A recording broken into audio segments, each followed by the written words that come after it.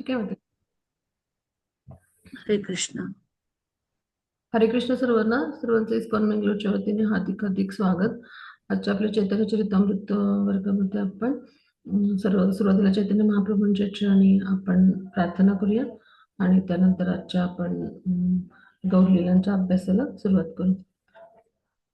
जय जय श्री चैतन्य जय नित्यानंद, जय जय श्री चैतन्य जय नित्यानंद, जय द्वैत चंद्र जय गौर भक्तवृंद, जय जय श्री चैतन्य जय नित्यानंद, जय द्वैत चंद्र जय गौर भक्तवृंद, जय जय श्री चैतन्य जय नित्यानंद, जय द्वैत चंद्र जय गौर भक्तवृंद, जय जय श्री चैतन्य जय नित्यानंद, जय अद्वैत चंद्र जय गौर भक्तवृंद, जय जय श्री चैतन्य जय नित्यानंद, जय अद्वैत चंद्र जय गौर भक्तवृंद, जय जय श्री चैतन्य जय नित्यानंद, जय अद्वैत चंद्र जय गौर भक्तवृंद. हरे कृष्णा कृष्णा कृष्णा हरे हरे, हरे राम राम राम हरे हरे, हरे कृष्णा कृष्णा कृष्णा हरे हरे, हरे राम राम राम हरे हरे, हरे कृष्णा कृष्णा कृष्णा हरे हरे, हरे राम राम राम हरे हरे. हरे कृष्णा. चैतन्य महाप्रभूंच्या चरणी आपण प्रणाम करूया. नमो महावदानाय कृष्ण प्रेम प्रदायते कृष्णाय कृष्ण चैतन्य नामनी गौर विषय नमः. नमो. त्याचबरोबर आपण आपले जे इस्कॉनचे प्रमुख संस्थापक आचार्य ते श्री भक्तिवेदांत स्वामी श्रील प्रभुपाद, त्याचबरोबर आपले जे परमप्रिय गुरु महाराज आहेत आणि आपल्या सर्वांच्या जीवनामध्ये आजपर्यंत आलेले सर्व शिक्षा गुरु आणि समस्त वैष्णववृंद जे अखिल ब्रह्मांडामध्ये उपस्थित असतात आणि कल्पवृक्षाप्रमाणे आपले सर्व इच्छा पूर्ण करणारे असतात. तर इथं उपस्थित असलेले सर्व वैष्णव यांच्या सर्वांच्या चरणी आपण वैष्णव प्रणाम मंत्र जो आहे तो सादर करूया. वांछा कल्पतरुभ्यश्च कृपा सिंधुभ्य एव च पतितानां पावनेभ्यो वैष्णवेभ्यो नमो नमः. अनंत कोटि वैष्णव वृंद की जय. श्री श्री राधा गोविंद की जय. श्री चैतन्य महाप्रभु की जय. ग्रंथराज चैतन्य चरितामृतम की जय. श्री कृष्णराज कविराज गोस्वामी की जय. श्रील प्रभुपाद की जय. गुरु महाराज की जय. हरे कृष्ण सर्वांना. कालपर्यंत आपण जे आहे तर ते मध्य लीला जे आहे तर त्याच्यातल्या 18व्या चॅप्टर पासून आपण त्यातल्या लीला काही आपण अभ्यासल्या होत्या. मग आता आपण जे आहेत तर ते त्याच्या पुढच्या उर्वरित लीला अभ्यासणार आहोत. मध्य लीलामध्ये भगवान यांचं भ्रमण आहे, वेगवेगळ्या ठिकाणी यात्रा आहेत. दक्षिणेत काही यात्रा आहेत, उत्तरेतल्या काही भागात भगवान चैतन्य जे आहेत तर ते म्हणजे भ्रमण करत होते. असं अशा पद्धतीनं त्यांचं भ्रमण आहे सगळीकडे आणि त्यामुळे मध्य लीलेचे जे खंड आहेत ते भरपूर आहेत आणि खूप लीला आहेत म्हणजे त्या भागामध्ये. तर आपण आता जवळजवळ मध्य लीलेचं जो आहे तर आपण 4थ्या भागावरती आलो आहोत आणि त्यातले सुद्धा जवळजवळ सगळे लीला आपण जास्तीत जास्त अभ्यासाचा प्रयत्न केलाय पहा. तर आता आपण काल पाहिलं होतं की आता संन्यासाविषयी म्हणजे किती महत्वाचं आहे जाणून घेणं. तर ह्याविषयी आपण पाहिलं होतं की काल आपण जी लीला अभ्यासली होती की असे जे भगवानाचे चांगले भक्त होते आणि अत्यंत उत्तम भक्त होते ते आणि भगवानाची उत्तम भक्ती करणारे असे होते. तर ते सुद्धा मायामुळं भ्रमित झाले, बलभद्र भट्टाचार्य नावाचे. तर मग आपल्यासारख्या सामान्य जीवांची पतित जीवांची काय कथा है ना. तर आता आता ज्याच्या पुढच्या स्लाइड्स घेऊया. ह्याच्या पुढे 2 स्लाइड्स घेऊया. तर त्या बलभद्र भट्टाचार्यांचा कसा भ्रम चैतन्य महाप्रभूंनी दूर केला तर ह्या उदाहरणातून आपल्याला आपली परिस्थिती काय आहे हे समजून येईल. मग आता संन्यासी कसा असतो, निश्चितच तो संपूर्ण म्हणजे जी समाज व्यवस्था आहे त्याचा कणा असतो, म्हणजे सर्वांचा गुरु असतो संन्यासी हा, 4 वर्ण आणि 4 आश्रमांचा.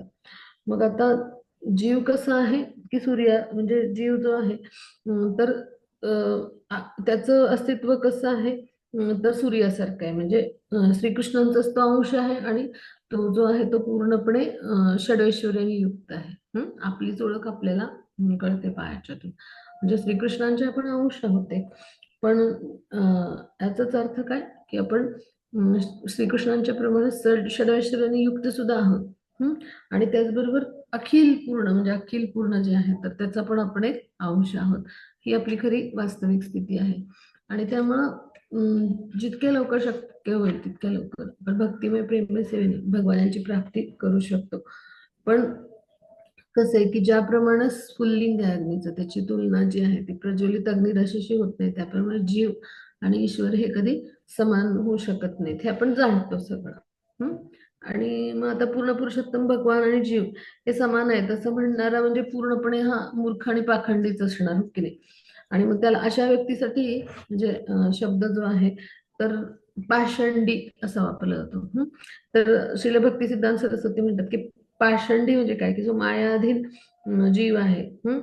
तर त्याला त्रिगुणातीत पूर्ण पुरुषोत्तम भगवंतांच्या समान जो मानतो असा मनुष्य जो आहे तर त्याला म्हणायचं पाषंडी. म्हणजे मायाधीन जीवाने भगवान यांना समान स्तरावर मानणारा व्यक्ती म्हणजे पाषंडी. आणि दुसऱ्या प्रकारचा एक पाषंडी असतो, दोन पाषंडी असतात. तर भगवान यांची श्रेष्ठ शक्ती असणाऱ्या म्हणजे जे भगवान यांची श्रेष्ठ अशी शक्ती असणारा जो जीव आहे, म्हणजे आपला आत्मा म्हणजे त्याचं जे चेतन अस्तित्व आहे म्हणजेच काय आपला आत्मा म्हणजे जीवात्मा म्हणजे आपल्याला जीवात्मा असं म्हटलं जातं. आपल्याला शरीर हे बाह्य शरीर आहे.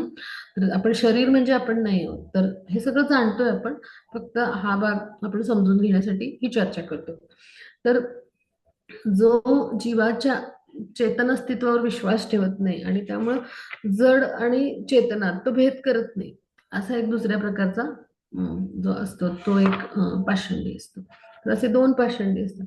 म्हणजे थोडक्यात काय की असे जे असतात पाषंडी तर ते अत्यंत शरीर संकल्पनेतच बुडालेले असतात आणि शरीराच्या आवश्यकता पूर्ण करण्यामध्येच तल्लीन असतात. मग हे पण झाले पाषंडीच, हे जीव गोस्वामींनी सांगितलंय. त्यानंतर म्हणजे आता सगळ्या देवदेवतांना जे आहेत तर ते भगवानच मानतात आणि पुरुषोत्तम भगवान आणि सगळे जे देवी देवता आहेत हे खरं तर देवी देवता जे आहेत हे भगवान यांच्या सेवेमध्ये असलेले जसे प्रशासकीय सेवक आहेत तसे त्यांचे उत्तम प्रकारचे भक्त आहेत. पण त्यांना देखील श्रीकृष्णांच्या समान मानतात म्हणजे हा अपराधच आहे. आणि असा जो आहे असा जो व्यक्ती आहे तो पण एक प्रकारचा जो आहे तो पाषांडीच आहे. आणि आध्यात्मिक गुरु आहेत त्यांच्या आज्ञेचं उल्लंघन जो करतो त्यांच्या आज्ञेप्रमाणे तो कार्यच करत नाही. गुरुने सांगितले पहाटे उठा, ब्राह्ममुहूर्तावर उठा, है ना, आरती करा भगवान यांची, तुलसी आरती करा, तुलसी कीर्तन गा, है ना, 16 माळा जप करा, म्हणजे श्री गुरूंना जे आहे ते श्री गुरूंच्या चरणी प्रार्थना करा, शिक्षाष्टकम गाऊन 10 नामाप्रत म्हणा, हे जे आपण करतो हे सगळं गुरुंनी सांगितलं आपल्याला, गुरु शिष्य परंपरेद्वारे आलंय. जो कोणी गुरूंच्या आज्ञेचं पालनही करत नाही आणि गुरूंनी केलेल्या मार्गदर्शनाप्रमाणे आचरणही करत नाही आणि त्यांच्या आज्ञांचं उल्लंघन करतो म्हणजे पालन, आचरण आणि आज्ञा उल्लंघन तिन्ही करतो, तो पण एक प्रकारचा पाषंडी. म्हणजे आपण सुद्धा या पाषंडीमध्ये येतोच बरं का, कारण आपण 100% काही गुरूंच्या आज्ञेप्रमाणे सगळं करत नाही. म्हणजे गुरु मी जे जसं सांगितलंय तसंच्या तसं करण्याचा जेव्हा आपण प्रयत्न करायला लागतो तेव्हा कुठं काही टक्के आपल्याकडून गुरूंचं आज्ञापालन होतं आणि गुरूंच्या चरणी अपराध होत नाही.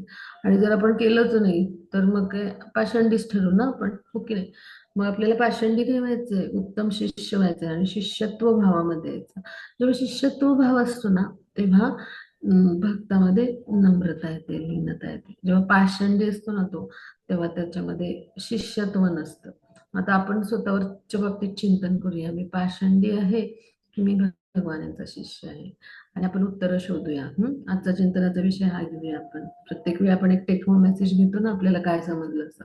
तर आजचा विषय की मी पाषंडी आहे की मी भगवानांचा उत्तम भक्त बनायचा प्रयत्न करणारा गुरूंचा एक शिष्य आहे. आपण असे स्वतःला प्रश्न विचारायचे, है ना.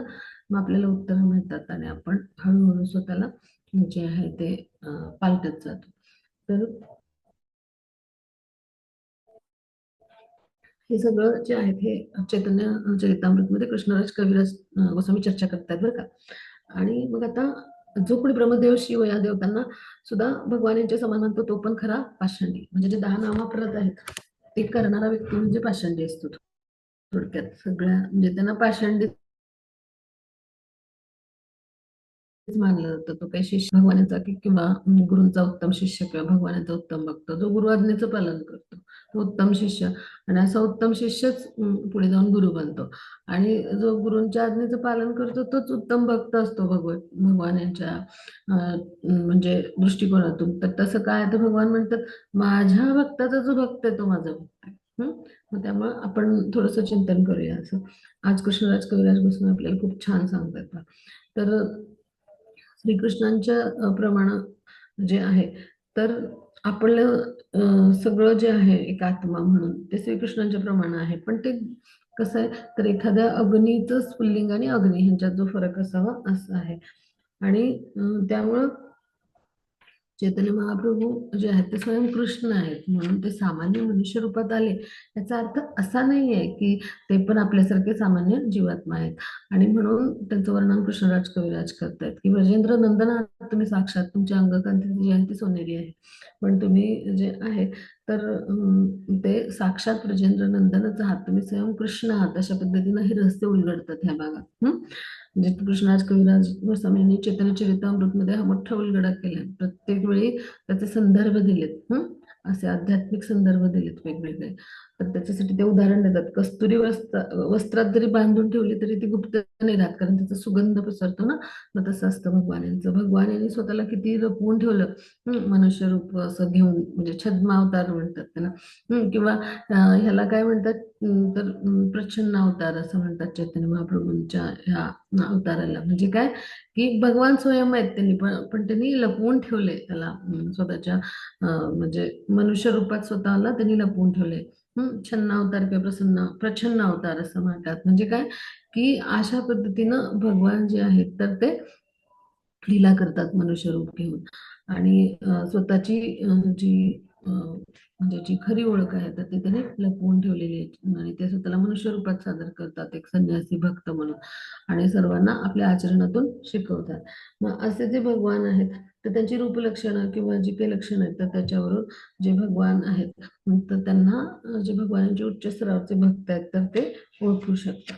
मग आता भगवान जे आहेत तर त्यांना ओळखण्याची सुद्धा म्हणजे वेगवेगळे म्हणजे भगवान अवतार थोडक्यात म्हणू तर ते कसे म्हणजे असायला पाहिजेत आणि त्यांना कशा पद्धतीने ओळखायचं म्हणजे ही व्यक्ती भगवान अवतार आहे असं आपल्याला समजेल. तर ह्याच्यासाठी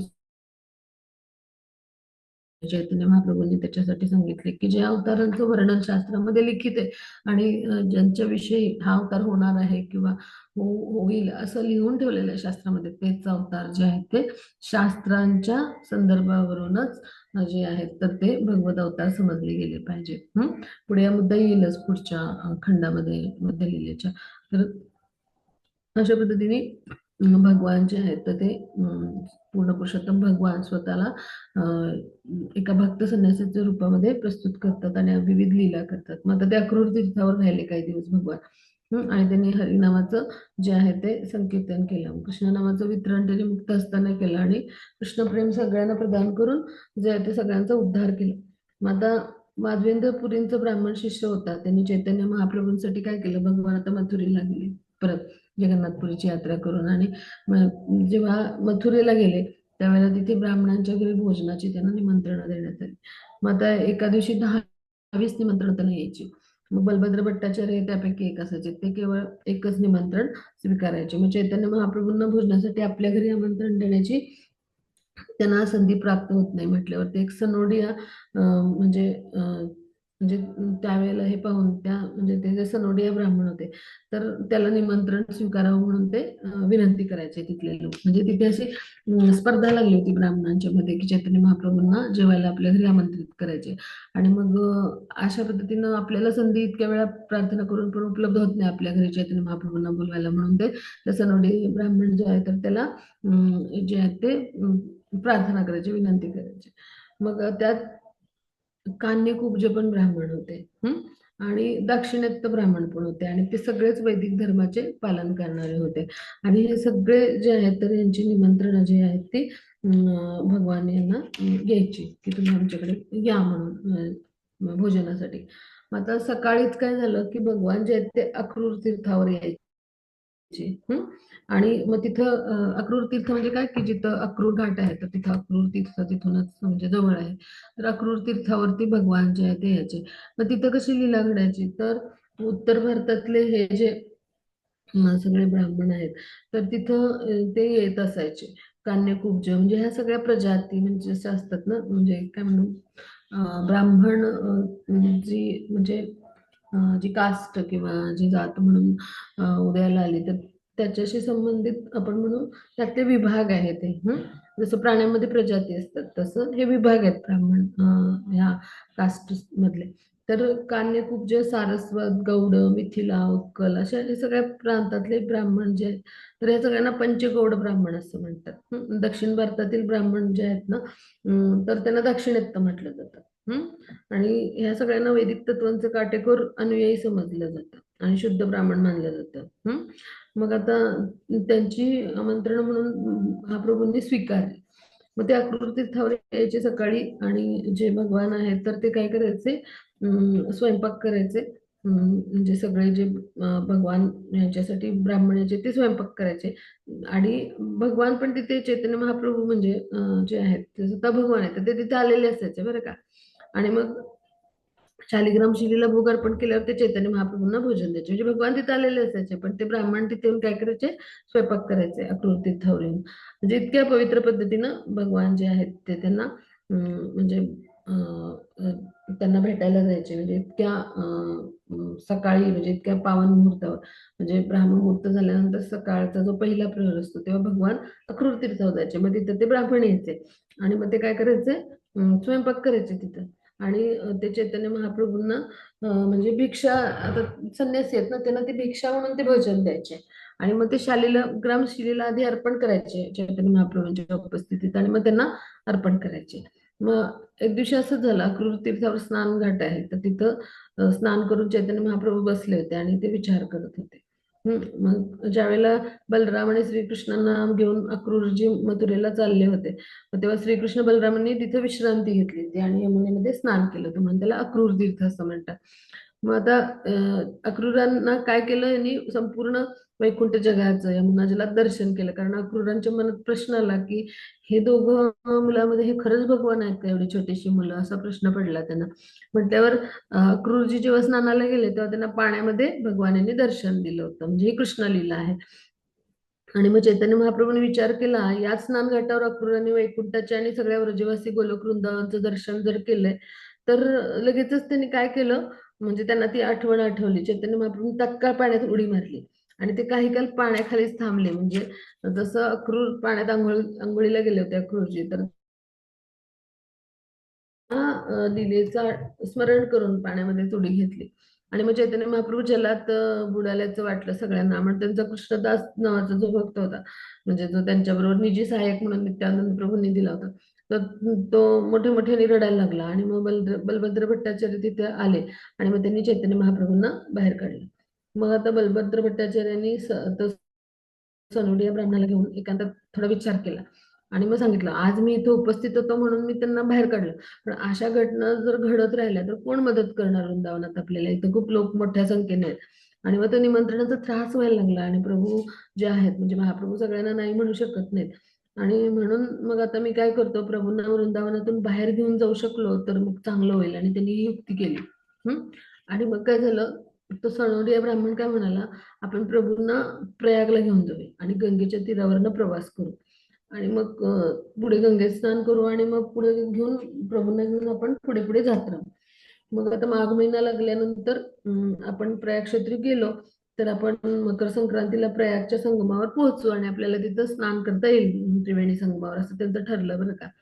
मग आता माघ महिन्यात स्नान करण्यासाठी म्हणजे आपण पाहतो की माघ महिन्यामध्ये मेळा असतो, पहा कुंभमेळा जसं तसं माघ मेळा असतो.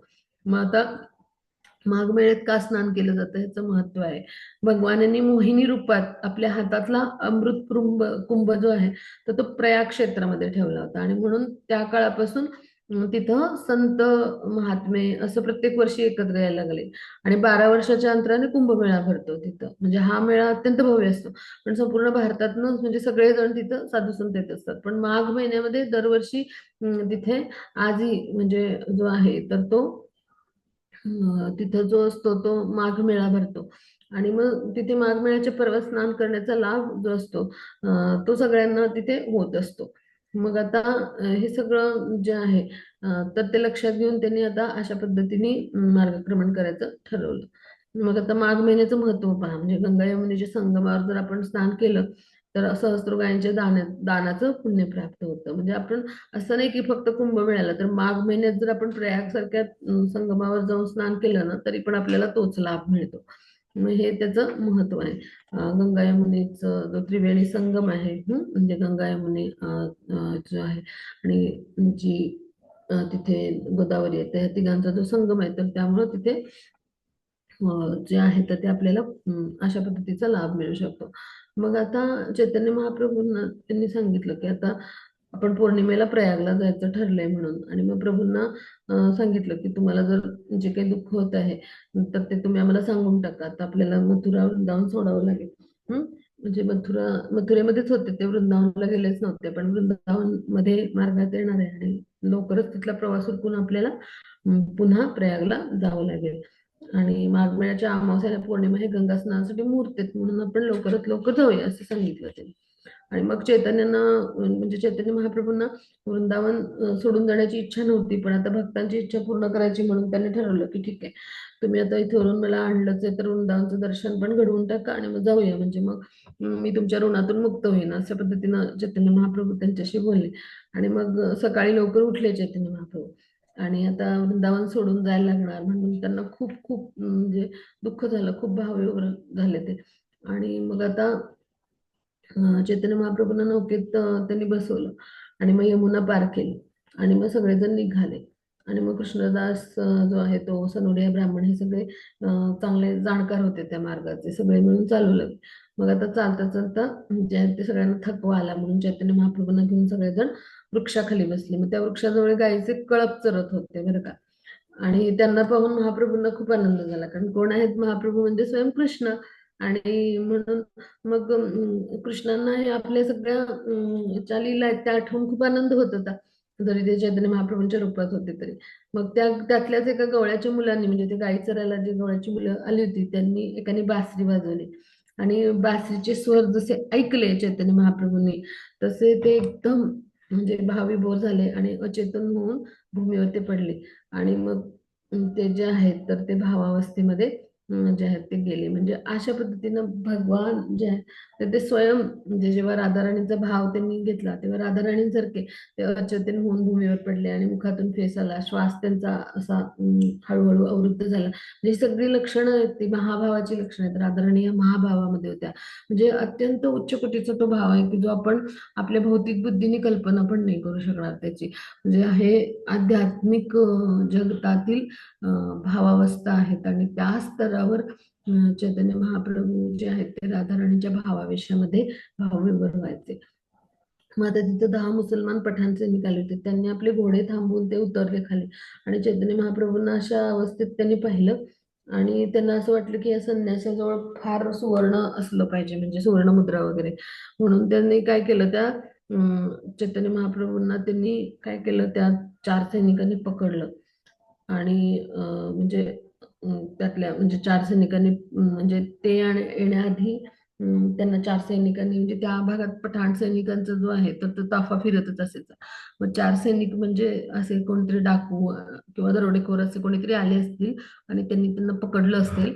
आणि ह्या संन्याशाला धतुरा खायला घातला असेल. धतुरा हे काय आहे, विष आहे. आणि म्हणून धतुरा खाऊन ठार मारायचा प्रयत्न केलाय बहुतेक, आणि म्हणून ह्याच्या तोंडातून फेस आलाय असं त्यांना वाटलं. आणि आता आपण त्यांच्याजवळची सगळी जण संपत्ती काढून घ्यायला जाऊया, किंवा त्यांनी नेली पण असेल पण काय मिळाली तर बघूया. म्हणून ते 10 पठाण सैनिकांनी काय केलं, हे जे चौघ होते ना तर त्यांना बांधून टाकलं, त्यांच्याबरोबर जे चौघ अनुयायी होते ते. आणि म्हणजे त्यावेळी ते आता चैतन्य महाप्रभूंना ठार मारण्याचा विचार करत होते, हे जे 10 मुसलमान पठाण सैनिक आले होते ते. आणि त्यांनी बलभद्र भट्टाचार्य त्यांचा सहाय्यक तो ब्राह्मण होता. आणि कृष्णदास कवी म्हणजे कृष्णदास नावाचा तो निजी सहाय्यक, त्याचं आडनाव राजपूत, कृष्णदास राजपूत. आणि माधवेंद्र पुरींचा शिष्य सनोडिया ब्राह्मण, असे चौघे होते चैतन्य महाप्रभूंच्यावर. आणि या सगळ्यांना बांधून टाकलं त्यांनी. मग आता कृष्णराज राजपूत अतिशय निर्भय होता आणि सनोदिया ब्राह्मण सुद्धा निर्भय होता. बोलायला एकदम तो धाडसी असा होता बोलण्यामध्ये. मग आता ब्राह्मण म्हणाला की हे पठाण म्हणजे हे पठाणांनो, तुम्ही आता ह्या राजाच्या संरक्षणाखाली आहात, पण आता सगळेजण म्हणजे आता पहा काय होतोय चमत्कार. हे आमचे आध्यात्मिक गुरु आहेत, आमचे संन्यासी. आणि मी मथुरेचा ब्राह्मण आहे आणि मुसलमान राजाच्या पदरी जे जे कोणी शासकीय सेवेत आहेत, ओळखीचे आहेत, तर ते सगळे म्हणजे असे 100 पेक्षा जास्त लोक माझ्या ओळखीचे आहेत. मग पहा आता काय होईल. असं त्यांनी जरा भीती दाखवली त्या सैनिकांना. मग तर संन्यासी आहेत ते व्याधीमुळे कधी कधी मूर्छित होऊन पडतात. मग आता लवकरच त्यांची मूर्छा जाऊन ते म्हणजे पुन्हा म्हणजे सुस्थितीला येणार आहेत. तर तुम्ही काय करा, इथे बसून राहा. आम्हाला सर्वांना बांधलेलं आहे तर ठीक आहे, पण संन्यासी पुन्हा जेव्हा शुद्धीवर येतील तेव्हा तुम्ही विचारून घ्या आणि मगच आम्हाला ठार मारा. कारण त्यांनी ठरवलं होतं की यांना ठार मारून टाकायचं आणि संन्यासाला पण कडनं आपण जी काही धनसंपत्ती आहे ती घ्यायची, असं त्यांनी ठरवलं होतं. आणि आता तो शुद्धीत नाही आहे म्हणून हे थांबलेत त्याच्याकडून संपत्ती घ्यायला, असं त्यांना वाटत होतं. मग ते सैनिक म्हणाले, तुम्ही सगळे डाकू चोरच आहात. आणि दोघे बंगालचे आहेत, एक मथुरेचा आहे आणि एक पश्चिमेकडचा आहे, असं ते सैनिक म्हणायला लागले. आणि मग आमच्याकडे म्हणजे असे खूप येत असतात चोर आणि आम्ही त्यांना पळवून लावत असतो, असं ते सांगायला लागले. मग कृष्णदास राजपूत म्हणाला, माझे घर जे आहे तर इथंच आहे आणि आता माझ्याकडे 200 तुर्की सैनिक आहेत आणि 100 तोफा आहेत आणि जर तुम्ही मोठ्याने हाक मारली तर तुम्हाला ते मारायला इथे येतील आणि मग तुमचे घोडे सगळं सगळं लुटून नेतील, असं त्यांनी भीती घातली. मग आता हे बंगालू तीर्थयात्री आहेत, हे डाकू नाहीत आणि तुम्हीच डाकू लुटेरे आहात, म्हणजे असं त्यांनी सांगितलं. आणि आता तुम्ही जर ह्या यात्रेकरूंना ठार मारून लुटण्याचा विचार करतात तर मग आता पहा तुम्ही काय करायचं ते. तुमच्या नुकसानासाठी तुम्ही तयार राहा, अशा पद्धतीने त्यांना ठणकावून सांगितलं. म्हणल्यावर ते पठाण सैनिक घाबरले.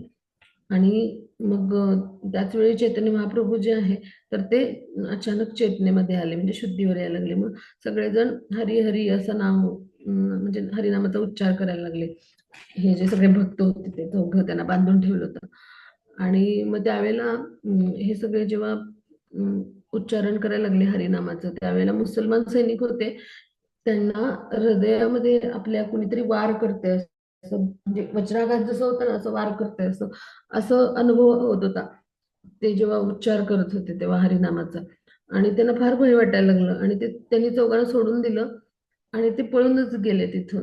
म्हणजे हरिनामाचा महिमा पहा कशी आहे, म्हणजे हरिनामातली ताकद कशी आहे पहा. म्हणजे भगवान तिथं स्वयं उपस्थित आहेत, तर सगळे निर्भयच होते.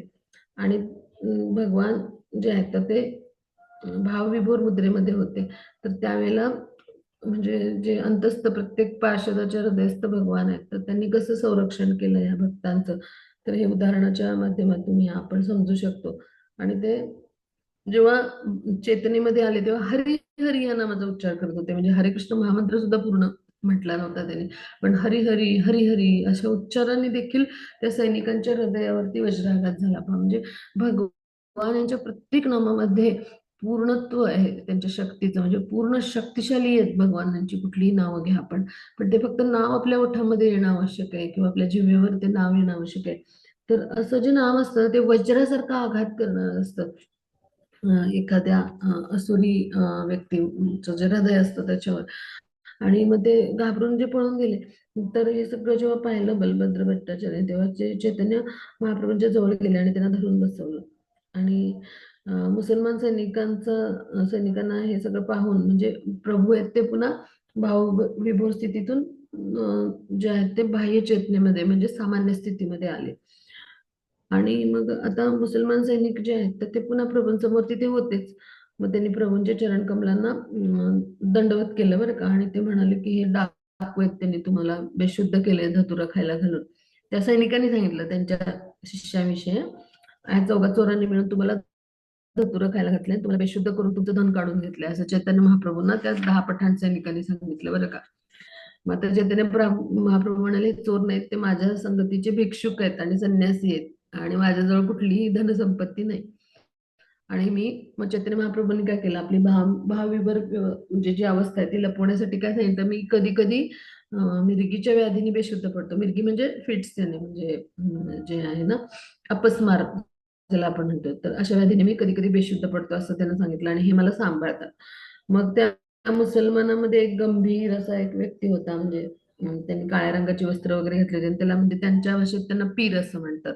मग चैतन्य महाप्रभूंना पाहून त्या व्यक्तीचं जे हृदय आहे ते थोडंसं द्रवलं, आणि म्हणून शास्त्राधार घेऊन पुराणाच्या आधारे त्यांनी काय केलं, चैतन्य महाप्रभूंशी चर्चा करायला सुरुवात केली त्या 10 सैनिकांपैकी एकाने. आणि मग त्यांनी निर्विशेष ब्रह्माची जी आहे तर ती विचारणा करायला सुरुवात केली. आणि निर्विशेष ब्रह्माची विचारातून स्थापना करूया अशी त्याची इच्छा झाली. मग मुसलमान त्या साधूंना, म्हणजे पीर म्हणजे मुसलमान साधू, पुराणाच्या साह्याने आपली परम सत्याची जी निर्विशेष संकल्पना आहे, म्हणजे ते निर्विकार मानतात, ते मूर्ती मानत नाहीत, म्हणजे काय निर्विशेष ब्रह्माचीच ते एक प्रकारे पूजा करत असतात हे मुसलमान जे आहेत ते. आणि हे सगळं जेव्हा त्यांनी प्रयत्न केला, त्यावेळेला चैतन्य महाप्रभूंनी त्याचं खंडन केलं, आणि त्याने जे तर्क मांडले ते सगळे प्रभूंनी त्याचं खंडन करून टाकलं. आणि त्यामुळे तो पीर जो आहे तो अतिशय थक्क झाला, आणि त्याच्या मुखातनं एक शब्द देखील आला नाही, म्हणजे आपण म्हणतो ना, एक चकार शब्द देखील त्या व्यक्तीच्या मुखातून आला नाही. अगदी अशी परिस्थिती झाली. म्हणजे कुराण हे निर्विशेषवाद स्थापित करतं. आता सगळ्यांनी हे लक्षपूर्वक ऐका हा. म्हणजे कुराण जे आहे ते निर्विशेषवादी विचारांना बढावा देणार आहे, पण निर्विशेषवादाचं खंडन करून आपल्याला व्यक्तिरूप भगवंतांची स्थापना करणं आवश्यक आहे. म्हणजे जे हे पुराणामध्ये जे उल्लेख आहेत किंवा जे आहेत तर ते अशा पद्धतीचे आहेत. म्हणजे चैतन्य महाप्रभू काय म्हणाले की कुराण निश्चितच निर्विशेषवाद स्थापित करतं, पण शेवटी निर्विशेषवादाचं खंडन करून भगवान हे व्यक्तिरूपच आहेत असे भगवान यांची स्थापना करणं आवश्यक आहे. आणि परमेश्वर हे अंततः एकच आहे, सर्व ऐश्वर्याने युक्त. त्याच्या शरीराची कांती सावळ्या वर्णाची वस्तुस्थिती, आणि हे सगळं शास्त्र पुराण स्वीकार करतं. म्हणजे कुराण हे मुसलमानांचं शास्त्र आहे, सुफी नावाचा मुसलमानी संप्रदाय आहे, आणि जीवाचे परमसत्याशी म्हणजे एकत्व आहे असा विश्वास ठेवून अशा पद्धतीचा अव्यक्तवाद जो आहे तो सुफी अनुयायी करतात. त्याला प्रामुख्याने ते म्हणजे अ, अ, अनल हक असं नामाचा उच्चार करतात.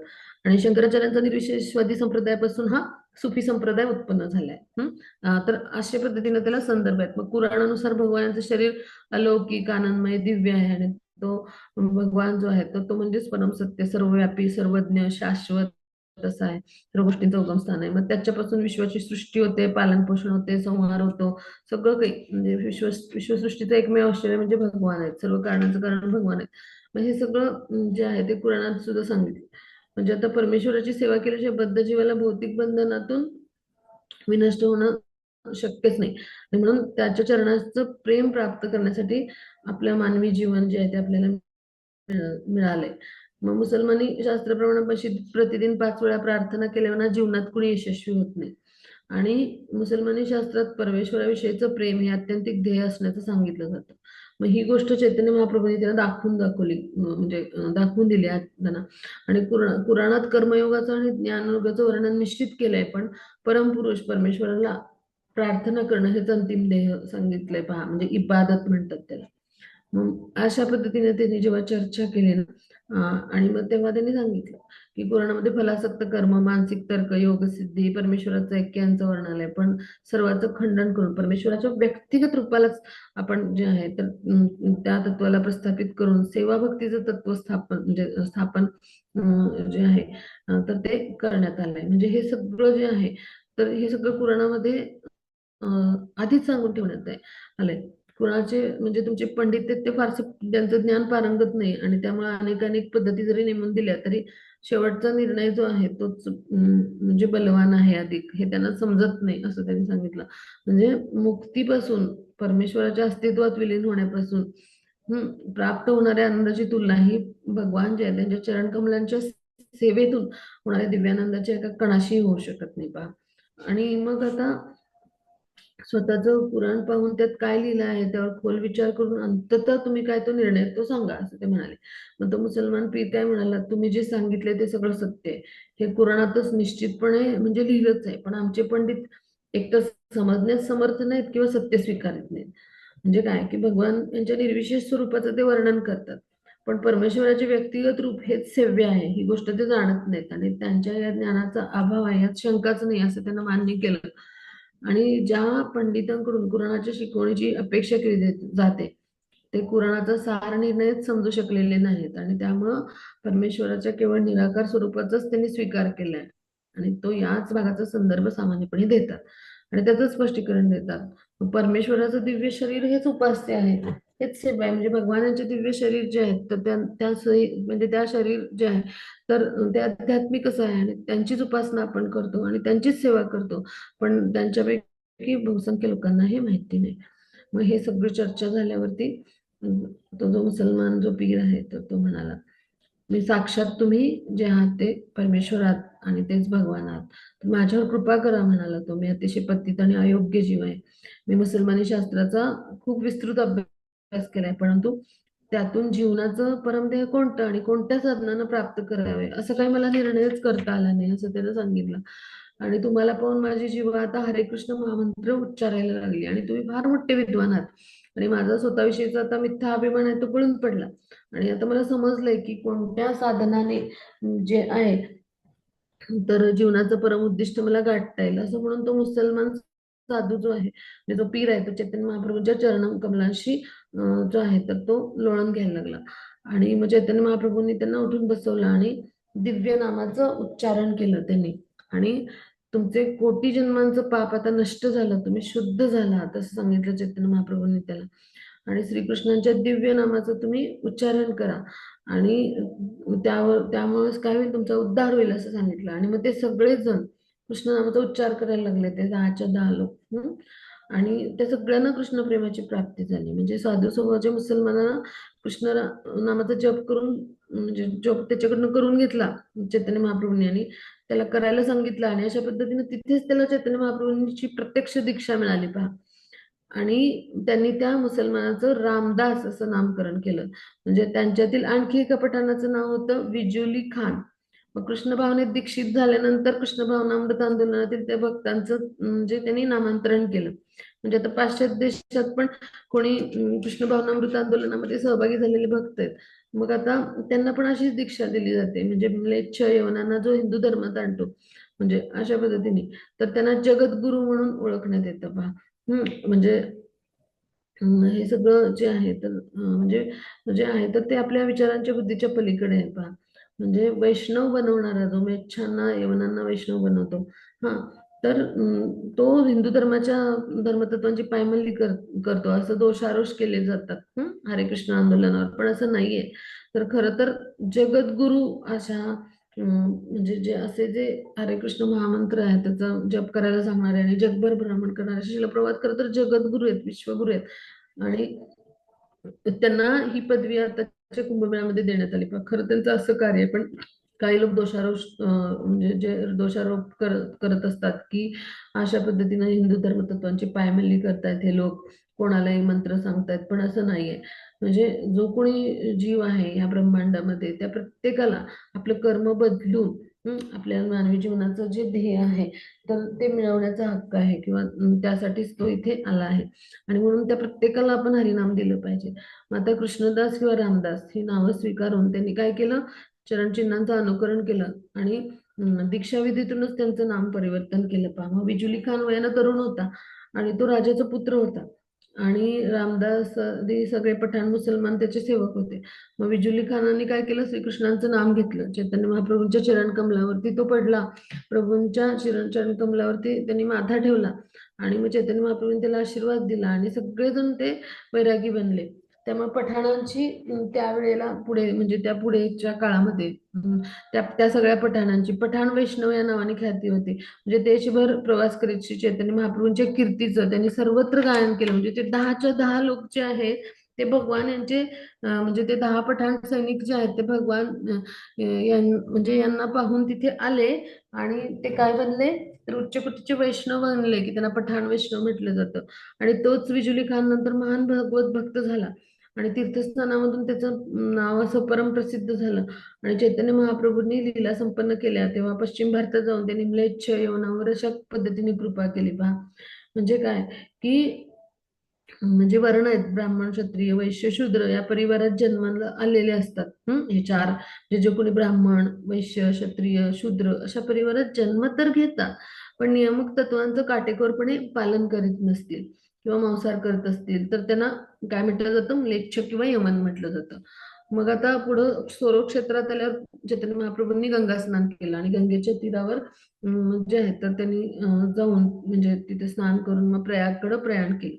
मग आता सनोडिया ब्राह्मण आणि कृष्णदास राजपूत आहेत तर त्यांना आता त्यांनी आपापल्या घरी जायची विनंती केली आणि मग प्रयागपर्यंत तरी आम्हाला तुमच्यासोबत येऊ द्या पुढे काही माहिती नाही आम्हाला तुमचा संघ किती मिळेल अशी त्यांनी त्या दोघांनी प्रार्थना केली चैतन्य महाप्रभूंना. आणि अशा पद्धतीने जे चैतन्य महाप्रभू आहेत तर ते त्यांनी आपलं प्रयागराज जे आहे तर तिथे प्रयाण केलं. मग आता पुढे कोणत्या कोणत्या लीला घडल्या ते आपण समजून घेणार आहोत. तर 5:30 होत आले तर आपली मीटिंग आहे आज आपल्या सेक्शनची, तर आपण इथे थांबूया. माताजी रेकॉर्डिंग स्टॉप करूया. शशिशुद्ध अष्टकम आपण म्हणूया. आज कोण म्हणेल हरे कृष्ण? आपण 1-2 मिनिटात शशिशुद्ध अष्टकम म्हणूया आणि 5:30